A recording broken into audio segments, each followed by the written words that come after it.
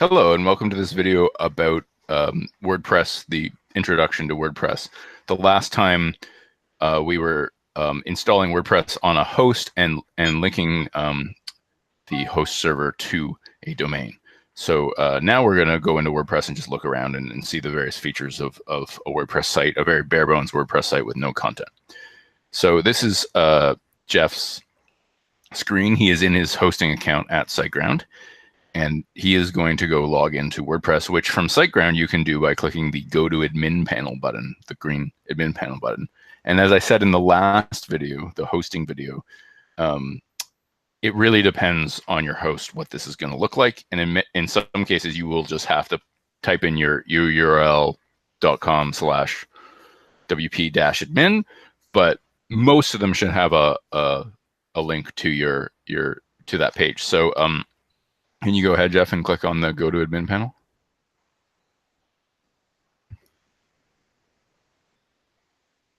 So this is your WordPress admin. This is how you log into your WordPress site. The other way of accessing it, like I said, is type in your URL/wp-admin. So if you just put in your credentials, which we will obscure before this is live. Oh, right from here, the one I saved. Yes. And you can use, just so everyone knows, you can use your email or you can use your username that you set up when you were installing WordPress. It doesn't matter. They're linked. Remember me? If you want, yeah. Look, error. The password you entered is wrong. This is where I'm trying to copy and paste because this is an incredibly long password. It is an incredibly long password. It's quite funny. Can you change them? You can. All right, let me do okay, paste this plain text. This will probably work. Nope. I'm going to have to because I can't type that thing in. All right. So I guess we go back to my WordPress and we... Oh, no, just click lost your password. If you, do you have access to the email? Yeah. Right now? Yeah, so just click lost password and then just put in either way, it doesn't matter whether it's your email address or the username. It goes to the same place. Okay. Check your email for confirmation link. Okay. So we can, are you able to check your email in Yeah, I'm gonna do it right now. Okay. No, I just mean without, like, because we don't want that shared, right? Oh, well, no, I cannot. Just, I guess, and I'm not. Unshare your screen, and I will. And I'm not getting a link from them. Well, it may take a minute. Okay. It's not instantaneous. All the way to I mean, Bulgaria. it's nearly instantaneous, but it's not instantaneous. There we go. Usually. There we go. Yeah. It's funny. I don't understand. I'm not like I don't know a lot of technical things, and I certainly don't understand why email is not completely instantaneous. I guess it's just a matter of, like, it's still sending data over the internet, and that takes X number of milliseconds or whatever. But like, it is interesting because, like, it's even like Gmail to Gmail, sometimes you'll like send something and then you'll talk to the person on the phone, like, you still don't get it? That's weird. Let me also copy this and put it back in the note before I save it. Copy, reset password. Password has been reset. Thank you very much. I mean, I don't mind using a long password as long as I can copy and paste it. If I can't copy and paste it, that's like useless. I'm not going to sit there and enter a 28. All right, here we go. I mean, I don't know that it's correct, but I always copy and paste my passwords.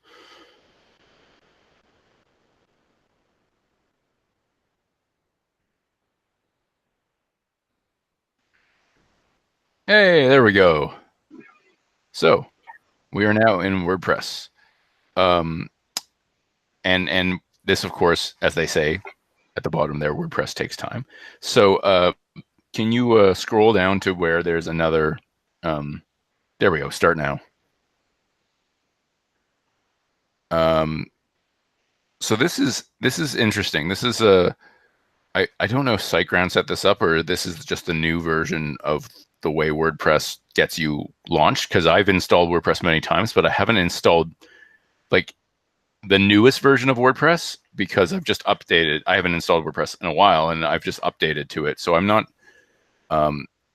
So this is actually asking you to choose a theme right from the get out.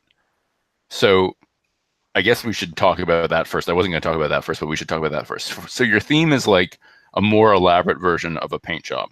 It's not just the paint job; it's the windows, it's the of your house, it's the right. It's the front door, the doormat, the chimney. Yeah, it's much more than just like whether or not you have paint on the outside of the house. It's features. It's it could even, you might even think about it as like improvements to the plumbing or the creation of a central vac. Like it's an elaborate thing to go on the house that is your website. Yeah. Or I can just click continue. Or you can just click continue. Themes can be changed very easily. Right. The thing that everyone needs to remember is that, and there's a default, which it just looks boring. But what everyone needs to remember is that if you customize a theme in any way, or if you use your theme to customize your site, when you switch themes, things may break. Right. And the other thing is themes. There are free themes, which you're looking at right now, and there are themes that cost. Themes that cost are usually nicer, though not always, and sometimes they're easier to use. On the other hand, the themes that cost are third-party. They're often not officially approved by WordPress, and that could, in theory, lead to security problems in the future. I have been told that. That is not my experience.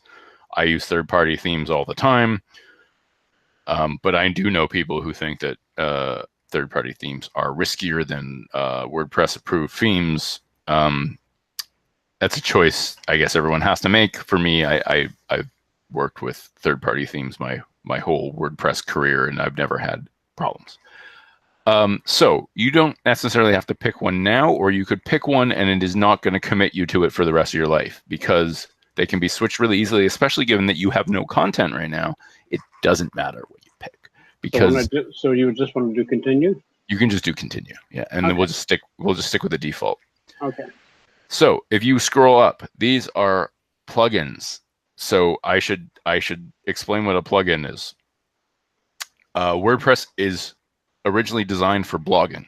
It is relatively basic in terms of its features. You can post content, like words, pictures. Yeah, I mean, that's what most word of the, salad. most of the content on the internet is words. In order to do certain things, you either need something built into the theme you purchase or install, or you need plugins. Plugins, so-called, extend your site. There are lots of them. You should only install ones you're going to use, because of course your site gets larger with the more plugins you use, and the site gets slower the more plugins you use. Contact form is already selected because you want a contact form, and that is there are many contact form plugins. You can always replace it with a different contact form plugin later, but that's fine. At the moment, we're not going to set up a store for you. Maps, I would say you want maps, unless you are, well, actually, you might not need maps, because you're going to be going to people. That's right. And I don't want people like clicking on me and finding where I live. Yeah. So gallery would be if you're organizing pictures, which you probably don't need. And then Jetpack. Jetpack has tons of features. I think you'd want Jetpack. Most WordPress sites use Jetpack. It's just, it basically lets you do things like, it says automate social media, track stats. It's useful. Most WordPress sites, I feel like, use Jetpack. So then just hit continue. Okay.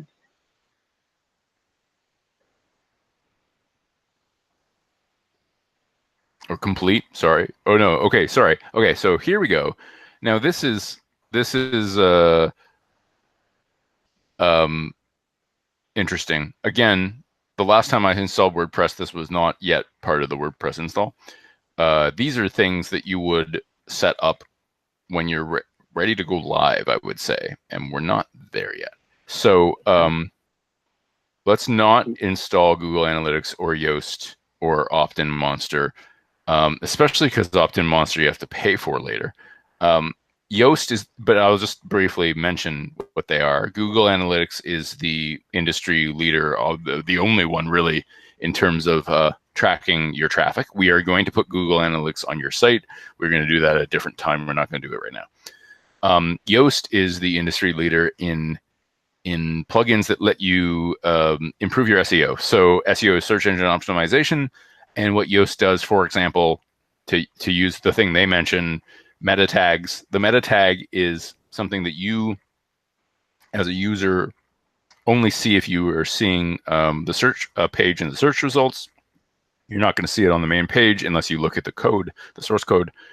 Basically, it would say, like, say your contact page. Your contact page might have a meta tag that says computer service Toronto or something like that. It's a clue to the search engine to help the robots figure out who you are. Yeah. And then you need them. They're important, but they're not so important we need to do that right now, in part because you don't have any pages yet. I mean, you have one, basically. So let's not worry about those. We will deal with them in another video. So complete? Yes.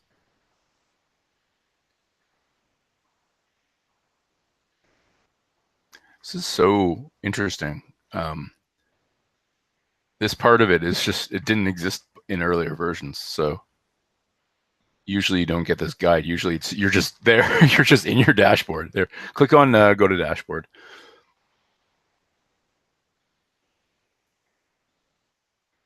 And I wonder if it's unique to SiteGround. Okay, so here we are in your dashboard. So the dashboard is where you land when you log into your site. I don't find it super useful myself, but some people do. For me, the much more important thing is the menu on the left-hand side, which is the key things we want to focus on today are posts, pages, appearance, and settings. So the first thing we're going to do is actually go to settings, which is down near the bottom. And can you go to general? Oh, that's fine. So we need to change your title, because right now your title is my blog, right? Which is what's going to appear in the tab, in the browser tab of anyone who comes to your website. You don't want that, right? So you can literally change it to Jeff the Computer Dude. Okay. But like, should I do it all caps? In English, well, you can capitalize each word if you want. Okay. Like, but like, it's not the URL, it's the title. So it's, whatever your title of your business, right? You'd be using the title of your business in most cases. I'm gonna do all caps. Well, you should definitely use spaces because this is an English sentence. Okay. It's getting complicated.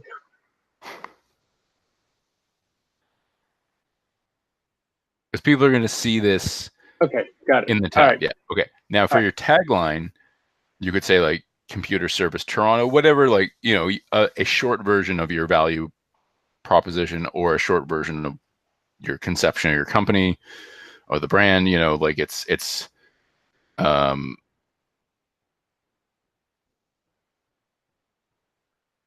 and the thing is, you can change these at any time. So it's not, okay.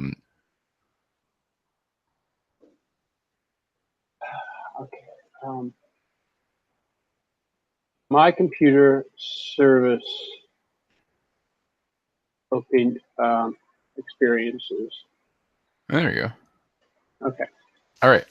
So can you scroll down? We make sure everything else is set. Time zone needs to be something else. What are we, -4? Yeah, right now we're -4, yeah. Okay. Because of the wonders of daylight savings. Okay. All right. So Save changes. No, my work week starts on Sunday. Oh, well then. European work starts on Monday. European calendar goes from Monday to Sunday. Not American I like calendar. that better. What? Monday to Sunday? Yeah, I don't know. I understand weekend, it means the weekends, both ends of the week, but like for me, I've always thought Monday was I the week. know. I agree. Okay. All right. So now you want to click on writing, which is below general in the settings tab. I don't need to save changes yet. Did you hit save change? You didn't hit save changes? No. Oh, sorry. I thought you did. I thought I saw the web page reload, but I guess I didn't. No. Oh, I asked this because some of the things I work on, I can do all kinds of stuff before I have to say. I can go different tabs and stuff, and finally I do save changes. Yeah. But I didn't know how. I know that this will work like that or not. Okay. Anyway, keep going. So this is where you would set. If you were to, some people like to post from email, like they write their post and they send it in. We're not going to do that. That's complicated to me. But here, if you were to if you had set up a blog category, say I don't know, computer, past experiences or something, you could make your post. But you have to set it up someplace. It has to be set up first. Then it appears in the drop down as a choice. Yeah. Okay, so then just scroll down to show what else is here. There's not a lot here in this page. So basically, this is just like it. This is a page that I don't ever use personally. But it's just a way of like customizing how you post on your site. So if you go to reading is the more important one at the moment. And that is, so the top point is important because you need to decide whether you want a homepage, like a static homepage, or whether you want it to really be a blog. Okay. So if it's a blog, if the primary goal here is to share your experiences as a computer technician, and you want that to be the feature, then you keep it selected as your latest posts. On the other hand, if you want an actual proper homepage with various options, then you switch it to a static page, and then you have to pick the static page, which of course you can't do yet because we don't have one. Okay. But this is where you would change that. Okay. But here, the reason I came here, the real reason you want to do is right now you want to click discourage search engines from indexing this site at the bottom. And the reason why you want to do that is not that you're going to get crawled. You're too small. You're not ready yet, and you don't want to pick up. Crawled. You don't want to pick up your stuff in development and have somebody go there and have it be broken. Yes. Now, I should note this is a recommendation, as it says. It is up to search engines to honor this request. I can tell you that I have had the experience of working with someone where we said, "Do not crawl this section of the website," and Google crawled it anyway. Went and crawled and indexed it anyway. They didn't just crawl it; they indexed it. And now they say this section is indexed, but it's blocked by robots text, and this is an error. Like, no, it's not an error. We told you not. It says blocked by robots text. You're not supposed to have indexed the thing. Why did you index it? So just so you know, it doesn't work all the time. Now, your site is so small and new that it doesn't matter. But for people who have existing sites, robots text blocking, it's a recommendation. Now, usually Google honors it. Usually Google and Bing, the big crawlers, honor it. Lots of other crawlers do not, especially malicious crawlers. The ones who are just scraping everything on the internet are going to ignore it. But you're small enough and new enough that it doesn't matter at all right now. Yeah. But this is just to like keep, you don't know how long it's going to take you to set this up. You don't want your half finished website indexed and appearing in some random search result because you didn't click this button. Right. So what it does is it changes the file. I set up a Facebook business page, a couple of them, and the guy who does the tutorial on that goes into detail on this and tells you why. Okay, just exactly what you're saying. You're still working on the thing. You don't want it to show up half done or look. Yeah. Anyway, okay. So save changes. And so, yes, and just so you remember, we do have to change that back at some point. Yeah. When you're ready. It's a ways. Yeah. So those are settings basically. Oh yeah, the other thing is discussion. Go down to discussion, and then we'll move on to posts and pages. So this is where you control your comments. I would highly recommend in your case, if you are going to be sharing content about your experiences, that you allow comments, despite the problems that causes. So the problems are you're going to get once you're indexed, you're going to get spam, a lot of it. There is a plugin called Akismet, which is really good. That is a slight fee that will kill most of the spam. But here's the thing: if you want people to read your stuff, it really helps to allow people to comment on it. And there are some sound search engine optimization reasons for this. For one thing, it makes the page longer, and that's good. But the other thing is, if you get into a discussion, let's call it a discussion rather than an argument or a flame war, hopefully, return users are good. Return users are a signal to Google or Bing that what you wrote was valuable. Yeah, and you don't get return users to a blog unless you allow comments, unless you have some piece of really vital information that someone needs to come back. And so personally, this is not everyone's opinion. I am of the opinion of allowing comments until it gets like really bad, or you don't have the time to moderate. If you have no time to moderate at all, then you turn them off. But in the case of and the other thing is, if it's just a business site, it's just services, like would never allow comments, right? You don't want people commenting on your your page that lists your prices. Like someone's going to come by and be like, you're expensive, you're an idiot, or something like that. And you don't want that. But if it's a blog about a story, like if it's a story, you really want to try to allow comments. So this lets you customize comments, where people can post them, who can post them, how you get notified about them. We don't need to customize it right now, but it is where you do that. It's called discussion. I don't know. I mean, why they call it discussion instead of comments. Well, the purpose of this site for me is for me to get my marketing going. This is for me to get in practice. This is a place where I can make mistakes. This is a place where I'm going to have a kind of not no filters, but minimal amount of filter in what I say about stuff. And it's going to get practice for me to post and practice stuff. So when I get to the real site, and I'm going to eventually say, hey, if you're interested in talking to us about services and stuff, here's our real business site. Go to techwiseguys.com. And this is where our business site is. But this is for me to practice and get and see how to do this, learn how to be a moderator, learn how to do comments, learn. This is the beginning of my marketing. Really marketing, as opposed to just like placing, random Craigslist ads and Facebook ads. Yeah. So then absolutely you want comments to be on. Yeah. Absolutely. Okay. So now we're going to go over just a couple of things, which is the first one is pages. If you can scroll, it's on the left there. Yeah, there you go. Pages. All right. And this is where you have to create the pages before they exist in their drop downs. Yeah. So right now, WordPress has automatically created a contact page, and whatever this WP Forms preview is. Right. So your pages are your permanent, what you might call your evergreen content, right? Your contact, your homepage, if you're going to have a homepage, your whatever, like your about page, if it's going to have a separate page from contact. That's up to you. The pages that you're not going to change very often are like what you put in pages. They're permanent. They have everything's permanent unless you delete it. But like, it's basically jeffthecomputerdude.com/contact or whatever. It's not a blog. It's the stuff that's like you're not going to touch very often. Kind of so, yeah.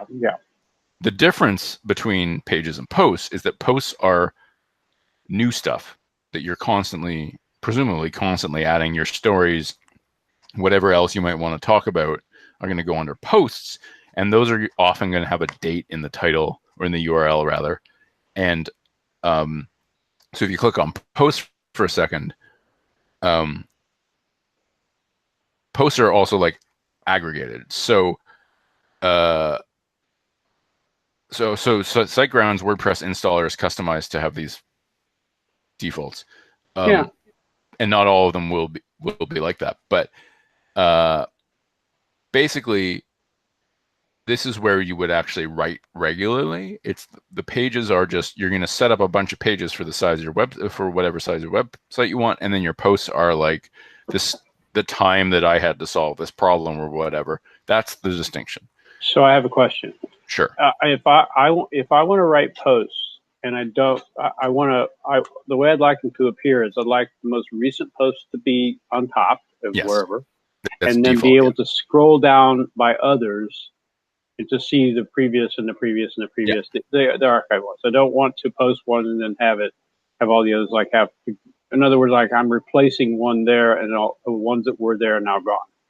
No. So the way it works by default is there will be a list of the posts you put on a page. Now, whether that's your home page or a separate page is up to you. And in the writing section, or was it reading or settings? One of those sections is where you customize that. We looked at it a minute ago.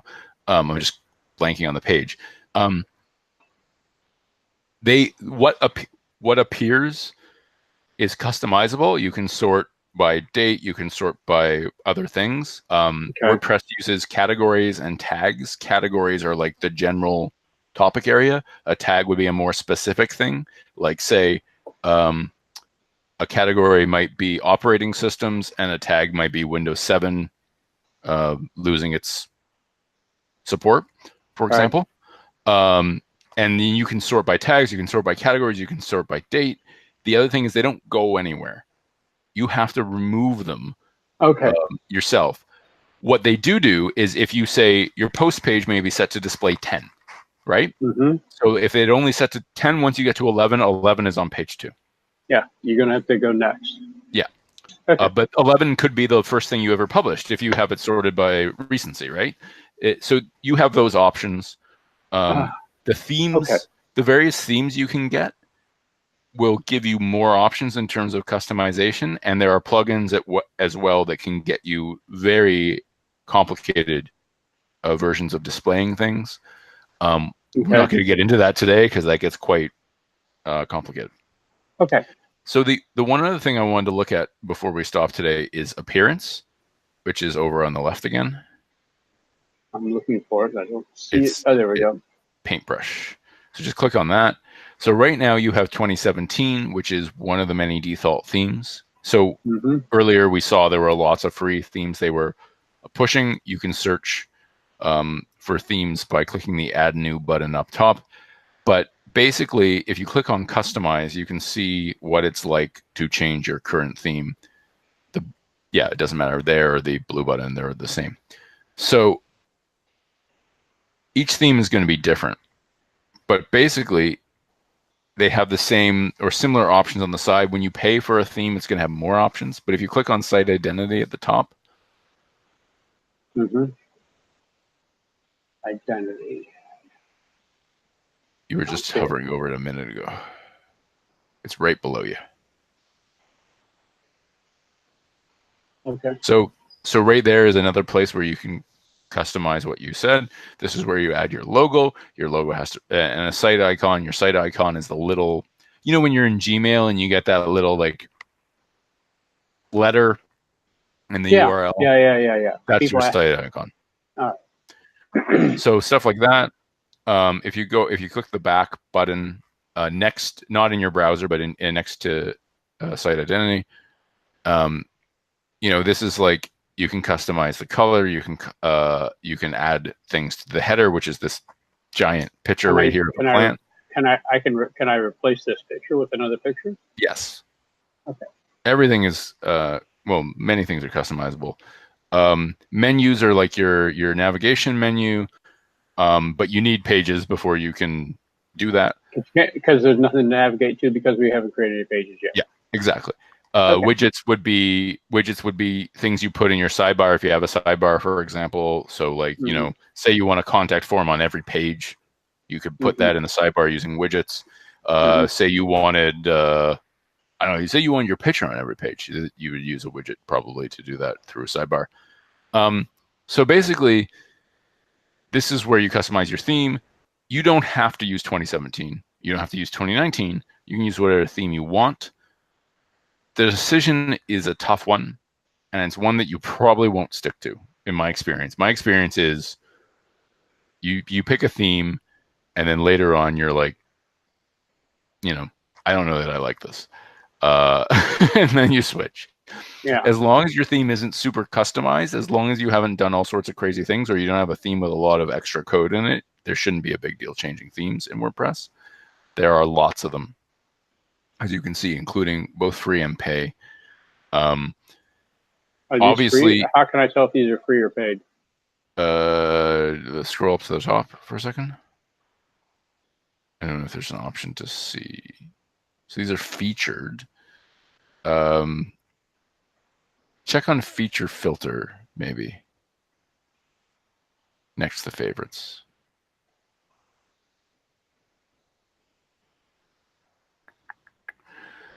Doesn't appear. I do not see anything about limiting it to free or paid. They won't let you install something that is pay, usually. So, but like all the ones with the year in them are just WordPress, like 2017, 2019. These are WordPress default themes. But I think like things like Astra, I think are free. Anyway, look for something you like. Obviously, we're not doing that now, and you just basically you don't necessarily want to pay one. The pay ones are way more complicated to use, and the free ones are often fine. I'm looking around to just see if it's going to show me if this is paid or not. I don't see anything that says paid. I kind of like this one. All right. Well, then give it a try. Try installing it. Install? Yeah. Activate? So I should just explain. There's a difference between installing and activate. Install downloads the file. Yeah. And puts it in your system, but doesn't make it live. Activate makes it live. And in the case of themes or plugins, this is true of both of them. So you can have them sitting on your site and they're not live. On the other hand, you don't want like 7 themes just sitting around on your website because it's just more stuff. So yeah, click activate.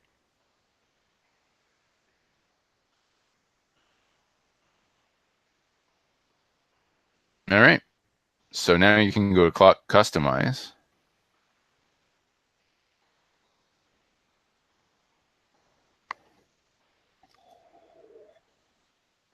And as you can see, there are a few more options on the left side now because you picked a different theme, but the main ones from that earlier theme are still there. And so things that you're going to need to do here are you need to play around with the font, the color, these pictures, though these pictures have computers in them, you're going to want to use your own. And basically, it's going to be a learning experience, one of which we can go over in a future video if you would like. But it is very much my experience, if I haven't said this before, is that WordPress is completely doable for anybody. All it requires is time. You just need to spend some time. And sometimes that involves reading, sometimes that involves just playing around and figuring out how things work. Okay. But in your case, like this, at this point, there's nothing we can do further because you need pictures and you need content in order to have both your theme customized in a way that it's actually unique and not just the default stout theme from GoDaddy, and also you need content because you need information, you need pages, and you need posts. Okay. So between now and our next video, should I come up with some pictures and create some content? Yes. So I would say this is what we need for the next video. You need a logo. You need some kind of header picture for this theme, which may or may not, doesn't have to be your logo. Your logo could be sitting somewhere else. Say that again, logo, and then what's next? So like you need a header. Like that's quite a big picture right there. You might want to see what if it tells you the dimensions, because sometimes you get these themes where the dimensions are really, really large, and your picture that you found is not big enough. That has definitely been my experience. and then it looks terrible. And vice versa. You might also it might be too big in some cases. Yeah, I don't. Yeah, I use. Do you know what Canva is? Yes, I do. Okay, so I use Canva, and do you have that in Canva? And I learned about it again. The guy who posted this whole video instruction on how to set up a Facebook business page, and he talks about Canva and how to set up the how to set the dimensions so that it will appear properly in the Facebook business page Yeah, section. So I've and had that's a little like, yeah, introduction to this. Yeah. social media are worse, generally speaking, or at least Google Business is terrible. Like the Google Business banner page is like the biggest picture ever. It's just so large. You're just like, I don't have pictures this big. No one takes pictures this big. Why are you doing this? Anyway, that's another story. Okay. Um, and then the other thing is you need to make a list of pages you want. So contact, like, and when I say pages, I mean these permanent things, not your posts, not your stories, but like the pages you want on your website. So homepage, if you want a homepage, uh, if you want a separate kind of landing page from your homepage, a landing page being like some kind of themed page that, like, you know, for example, if you want an about page and a contact page separately, you don't need that. But like, if you want to write a long bio of yourself, I would say you don't necessarily want that on your contact page. Your Right. contact page, you want to have So just on a like bio a form. page, I've seen this in other people's stuff. Yeah. Okay, this is making So sense because I've seen this in other people's yeah. So sites. you Yeah. want to make a list of the pages you want. And the thing is, this is not permanent. You know, you if you decide you want 3 pages today and 7 pages in a week, Mm-hmm. that's fine. You can create 4 more. There's nothing to stop you from having more pages and more posts. You're a long way from getting to the point where that would ever be a problem. I can say though, as someone who has way too many blog posts on his own WordPress site, that it does eventually become a problem. But we're talking about thousands of posts, not hundreds. So um, yeah, basically you just need a list of pages and you need pictures, and then we can just, in the next video, we can create some pages, and we can create some menus, and we can input update the pictures and do stuff like that to show how relatively easy it is, and to once again reinforce the idea that, at least I think, you don't necessarily need to go with these out of the box things like Squarespace and Wix and stuff, because I think WordPress is really easy. I do understand why people go with those other products, but like, I think that the trade-off for me anyway is fine. Yeah, and I want to elaborate at some point on what the advantage of doing it this way over Wix and Squarespace. I mean, yeah, well, I want to list all because of the other activity I'm involved in that you yeah, know about. yeah, Yeah, I'd like to know what's the advantage. Like I know one of the things seems to be that if you set up a page in Wix or Squarespace, they own your domain. And moving that to yeah. something, and they they own all of it. Well, it's And move very difficult to leave them. Yeah, it's very Yes, difficult to leave. and if you get to the point where you've hit their limitations, you say, okay, it served its purpose. It's done what I wanted it to do. But now what I want to do requires that I go somewhere else, like to do something like this. Then it's really hard to get your stuff away, I would and I say, don't know much more about it than that, but that's what I've heard. well, no, I would say you hit the nail on the head. That is probably the biggest reason to not go with them, is because leaving or switching is awful. They do that on purpose, right? Of course, I know what you mean. You know, So they come across as like really like, hey, we're really user friendly, until that whole time about you decide you want to do something that we can't do, and then you're like, they'll try to convince you of why you should stay, and when you're still insistent, then they're going to start threatening you. What's going to happen well, if you leave? I don't know if they threaten you. No, I'm saying this because I'm writing an article. I'm having a lot of experience right now with customers, and I'm writing an article about it. I started last night about leaving Bell or Rogers Yeah, because your bill has now reached the $300 a month mark, yeah, and they're still inundating you with trying to get you to buy additional things that you don't already have, yeah. and selling you upgrades, and on and on. I don't know what Rogers and Bell's like magical number that they'd like to get every customer to. Sometimes I think it's $550 a month. Yeah. But they're and people are getting sick of it, and they're and they're starting to rethink: is it really worth being able to sit here and channel surf? Is it worth $300 a month to do that? And the internet's overpriced. The limitations are underrated. Blah blah blah. And then you call up and they explain it to you in a way that you can't. It's all jargon, like we talked before. It's not even jargon. It's that here's what I'm trying to. Here's what. But this is what I suspect happens. So the first thing that happens is they try to convince you to stay.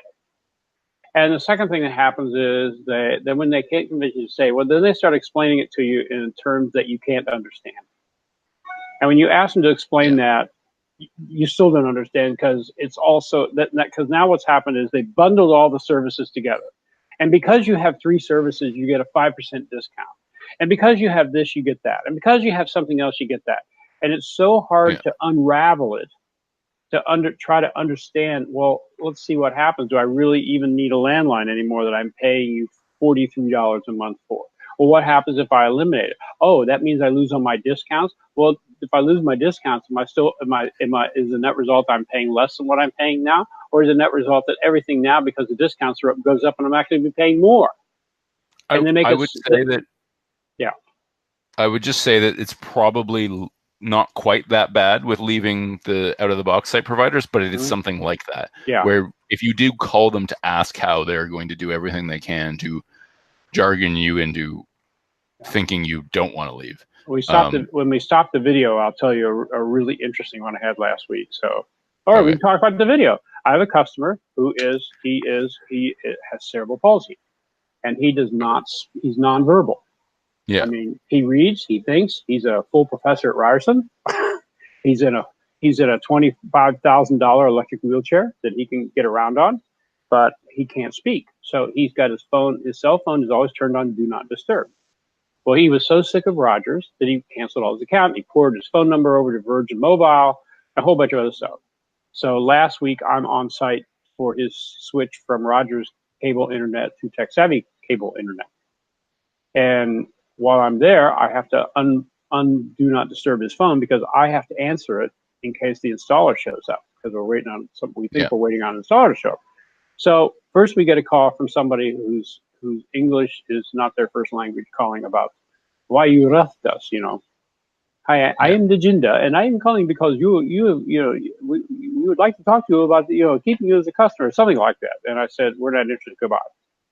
So we go on for another 25 minutes. Well, now I get an English Canadian speaking person calling from the Rogers Ambassador Program. So now here's the second call, because the first one didn't work. Now we're going to make a second call, and we're going to call up and harass you to come back. Well, first of all, why didn't you do that when we were calling up saying, we want to cancel the account? Why don't you say, well, you know what, if you're unhappy, here's what we can do. No, they didn't do that. They just let you leave, and now they want to bring you back. They probably get away with the other thing more often. Yeah, of course, they intimidate. Most people they intimidate, and so what this is what I presume happens when it's kind of a mess when you try to go get your content. I doubt seriously you can download your stuff and use it to repopulate your new site wherever you're going. You're having to do all new content, because if you download their stuff, even though what I understand is all their stuff is actually based on WordPress, it's probably in their customizing their stuff so that it won't work on your site. And maybe they even intentionally do that so you can't do that. I don't know. It gets so complicated that the net result is people won't leave, and then they continue to be limited. And that one or two features that they really want to have that they can't get there, they just do without. Yeah, I think that's what happens. And if all you want to do is like sell T-shirts, or all you want to do is, well, maybe a better example would be like promote your photography or business or something like that, then it's fine, and they work well. But if you ever want to expand into areas that they don't currently offer, like you want some custom code on your site, though I've heard they're expanding that ability at least at Wix, then staying with them can be a big problem and can limit you. And the thing that I don't like about it is that I think that they've managed to con people into believing that this is hard. and it's not Yeah. hard. It's This like is hard, and making a we make website is hard. and we make it easy. Yeah, and And it's like it's not actually hard. it's a snow job. It's like Yeah, it's not hard. You just need to spend a little bit of time. And I understand that most people feel like they don't have the time. Anyway, well, yeah, most people don't feel like that at the time. And I'm looking at this now, and now that I've been in and around this for about 5 years, not having ever done my own page, it's starting to become demystified to me, where I can start to see it. But it's like the phone work I do. You know, you have to. The first thing nobody ever tells you is you have to build it backwards. yeah, And the phone work I do. You know, so what I tell people about my phone work is that you want to drive from Toronto to Mississauga. Well, system doesn't know that even Mississauga doesn't exist. So you have to build Mississauga, then you have to build the highway, then you have to build the on-ramps, then you have to build the car, and then finally you can get in your car and you can get on the on-ramp and you get on the highway and get to Mississauga. It exists, just like the drop-down thing we saw earlier. yeah. And I think that, they do. I think I have never seen a Wix or a Squarespace interface, but my suspicion is it's all graphical layout. Yeah, it is. And what you're doing is dropping and dragging. And what the dropping and dragging is doing in the background is issuing WordPress, is selecting WordPress options, and the WordPress options are writing the code. Well, at least one of them is built in WordPress. I don't remember whether it's Weebly or Wix. I don't think Squarespace is, but I think it's Wix. I think it's Wix. It's actually based on. Yeah, but so what's happening is you're doing this graphical drag and drop stuff, and what it's doing is turning that into WordPress commands, and the WordPress commands are writing. The WordPress is then writing the code that creates the page. Yeah, and that's fine as long as everything you want to do is contained in what those options are. But the minute you want to do something, like let's say you want to team up with Amazon dropshipping, and that is not something that Wix supports. And this is a big deal because you come up onto a thing you actually can sell. Yeah. And it's actually in demand. And you go to do this, you've got not supported. Now what? Exactly. And it might, and that's not just an annoyance. This is something that I want to do. Yep. And I didn't go, by the way, I didn't go ask Wix, by the way, when I set them up, by the way, can we do this? Do you support this? Because at the time it wasn't even on the drawing board. And the nice thing about WordPress or other CMSs like Joomla and Drupal is that someone has had that problem before you and probably solved it. Mm-hmm. So anyway, with Wix, they may or may not have had the problem, and Wix has made a decision to either support it or not support it. Exactly.